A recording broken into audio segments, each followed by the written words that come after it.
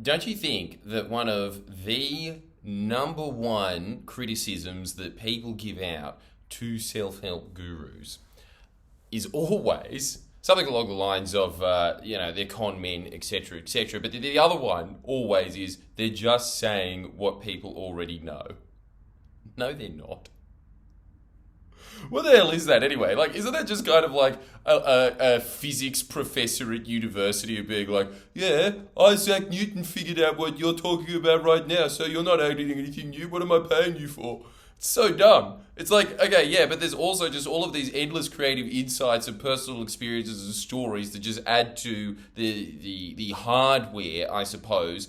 Like run that software over the top of the very boring mechanics of how these things work. So you've got something in your head that you can walk through being like, yay, I'm like Alice in Wonderland, which is probably not a good analogy. I don't think she had a very good time there. I'm pretty sure that the guy was just tripping on shrooms the whole time. So I'm imagining that, the cat disappearing and then reappearing in front of her was probably pretty scary now that I think about it. I wish I could get out of this nightmare world. Oh, well, I will be in about 12 hours.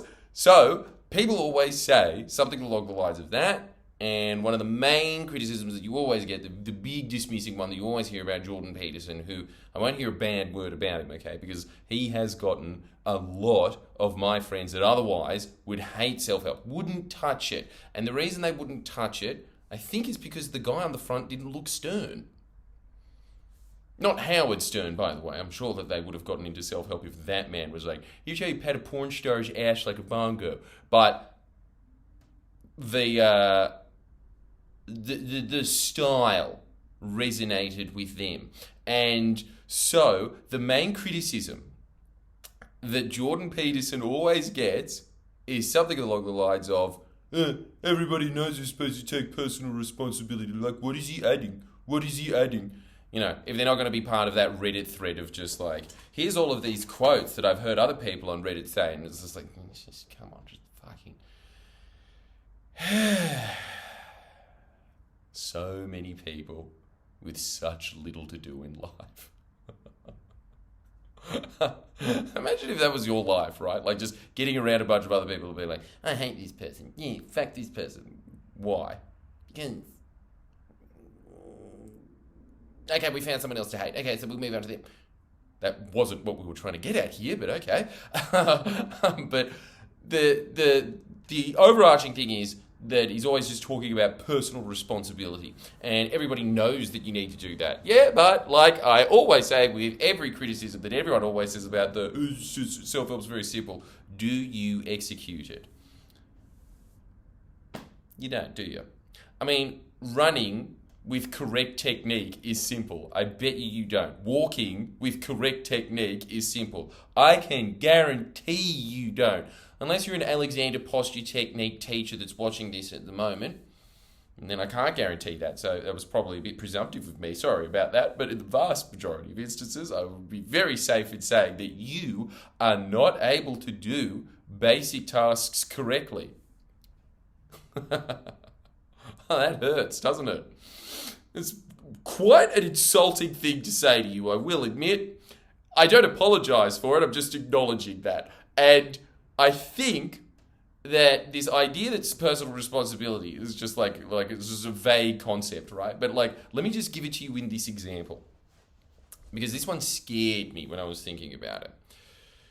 As he was always saying, when it comes to man children, yeah, a lot of the time with the man children, it comes from this. It's the usual breeding ground of this. Is now that we live in the modern age where divorce is extremely prevalent, you live with your mum most of the time, if you're a boy, and so this applies to boys mostly, but there's kind of like a little inherent deal that is put between the woman and the son. This is usually in these kind of like single parent relationships / in a dysfunctional marriage. You'll see the same pattern, which is that the mum realizes, okay, well, I'm not getting anything out of my husband, this stupid piece of shit, doesn't treat me like the queen I am. And so then what they do is that they make a little deal with their son of being like, you're going to be my emotional husband now, aren't you? And I think when you're 6 years old, that's a pretty sweet deal because it's like, you're not going to get in trouble anymore. You get to hear all of these cool little secrets about me and my friends and how they were really mean to me, even more mean than your husband sometimes, if that's even possible, because he's such a dick. They get all of that. They kind of get treated like an adult almost. In some ways, they grow up very quickly. But in another, much more functional way, they are babied for the rest of their lives. And so the deal is, you don't ever have to grow up, but you will also never become anything. And sometimes, in my darker moments, when I look at my friends that took that deal, and it's not a fair deal to be giving somebody that is, not out of primary school yet, I will give them this leeway on that level at least. But I didn't take that deal, just so you know. I definitely didn't take that deal. I did the exact opposite thing of just the fuck you, mom. Like, I really went the Linkin Park route. But a lot of guys do take that route. What is that life? That life is completely devoid of personal responsibility. We are using this example because it's just so obvious. I look at them now. Some of them are in their mid-30s, late 30s. What have they got to show for it? No girlfriend. A lot of the times, not even a long-term relationship, which I say again, if you're not in a long-term relationship and you're just doing you and being free and independent and fierce, okay, well, that sounds quite lonely to me, but I mean, might not be, sure. But, I think that if you are incapable of being in a long-term relationship, something's wrong with you. There is psychological problems in you that need to be panned out, because if you are incapable of doing it, where does the onus lie? On you. You are the only agent that can change. So there's one thing that just never really developed correctly, which is that they never got to developing a psychology that is at least somewhat self-aware and realizing, oh, I'm going wrong on this area. Okay, I'm going to level this out. Now, you are always going to have the MSNBC talking about Obama view of yourself. That is unavoidable. That's normal. How can you not? You've only ever seen the world through your eyes. You are always going to think that you are so much more in the right, so much more of a legend, so much cooler than you actually are. Yeah? So much more handsome. There's a lot of studies on that where they just show people in the mirror all the time and then they just take a photo of them with like megapixels and then see the emotional gauge rate a lot. They're just like, it's the camera's fault. That's usually their excuse. But yeah, look, yes, okay, that's one area. Another area is, a lot of the time, they're in a lot of debt. Another area they're in, these are the people that took this Oedipal deal. Another area that they're in, because they just never learned any financial responsibility either.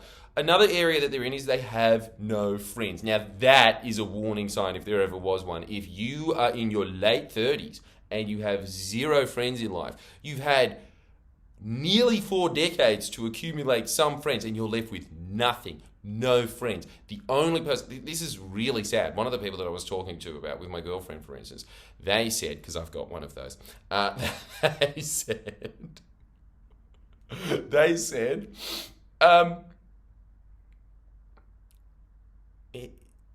his only friend is his mum. 40. I know I keep increasing the numbers. One day he will be 40, but getting there, getting close-ish. I mean, it's not a good omen if you're in your 30s and that's all. And then I added this, just got to toot my own horn for this one. I was very proud of it. Nothing added to their life. No finances, debt. They got into debt. They have no friends, no loved ones, no relationship, no job. They have what they had when they were 2, which is their mum.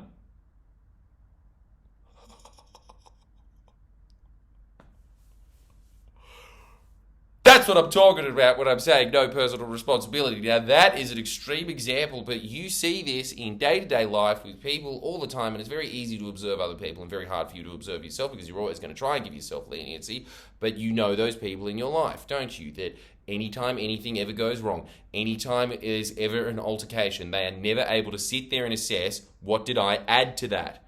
What fuel did I add to that fire? They are unable to do it.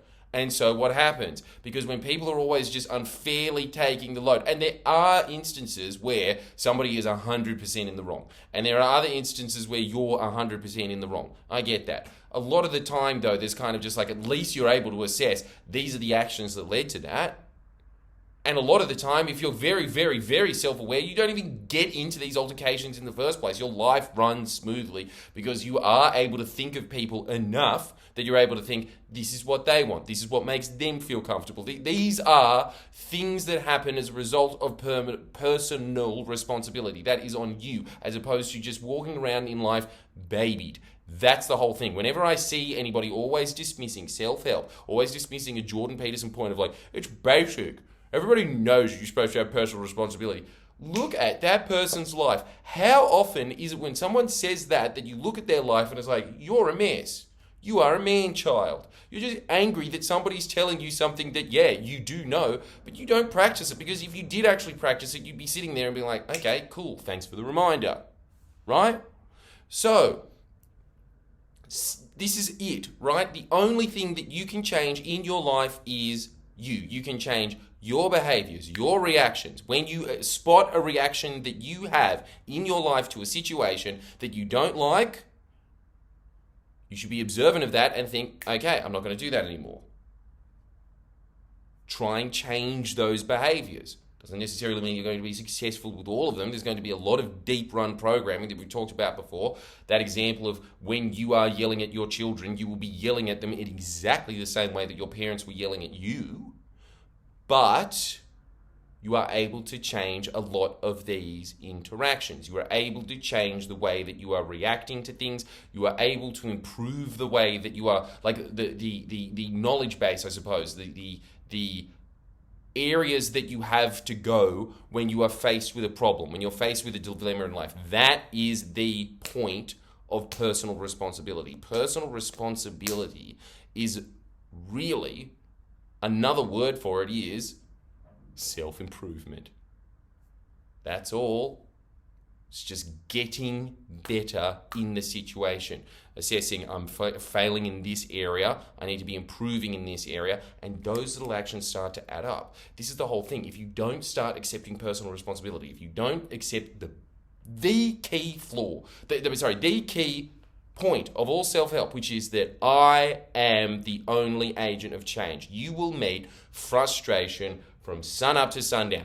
When anybody ever complains to me and talks about how their life isn't going in the right direction that they want it to be going in, I look at them and I always say, what actions have you taken to change it?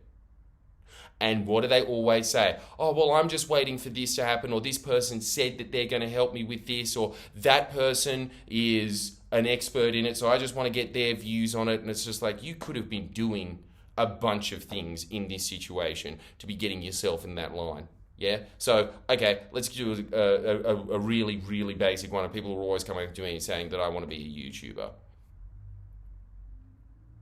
What am I doing this on right now? My laptop camera. How did Neil Cole Hackcar start his career? His laptop camera, same one. I'm just still doing it because of laziness on it. But, yeah. You see? Personal responsibility.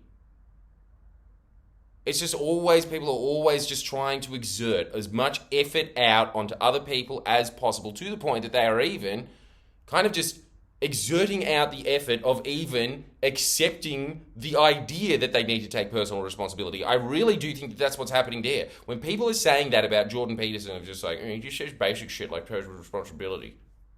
What are they really doing there? They're saying, yeah, I know, and they're moving on with their life. It's just, they're lying to themselves. Don't you think? They really are, because if they weren't, I'm telling you right now, they would be thinking about it and going, okay, where am I not taking personal responsibility in life? That is all that they would be thinking about, because there is always going to be something that you aren't doing. This is the whole thing, right? When people always say, I've got nothing to do in life, I've got nowhere to go, it's just like, you're just not looking. You're not looking. You are externalizing everything. And as soon as you externalize things, this is the thing that's even worse about it. It might be comfortable in the second to say, I'm not famous because, not everyone can be famous and it's all just a lottery and all this kind of stuff, right? Say that's what you want your desire to be in life at the moment, yeah? You can say all of those things, but what happens? Nothing. What happens if you do take the action, which is just setting up your webcam and talking into it? Well, you've got a video out of it. You're developing something. You're moving towards a skill. At the very least, you're getting better at public speaking or script writing or even editing or anything like that. You're actually doing some actions, but where do those actions come from? They come from the idea that you are taking responsibility for your life instead of just sitting there waiting on a dinghy like most people do, going, why is anyone coming to help me? No one's coming. No one is coming to help you. And with that uplifting message, I would like to sign you up to Jordan Shanks so I can help you.